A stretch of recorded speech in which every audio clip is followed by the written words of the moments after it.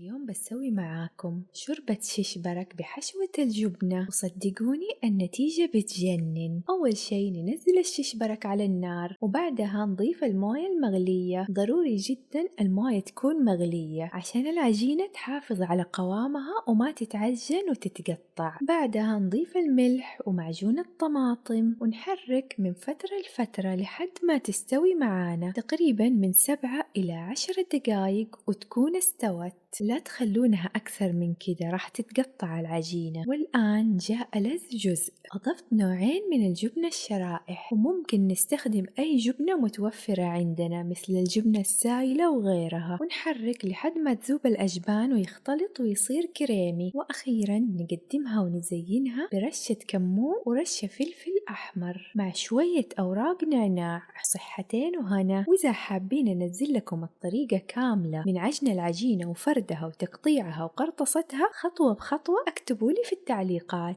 أشوفكم في الفيديو القادم.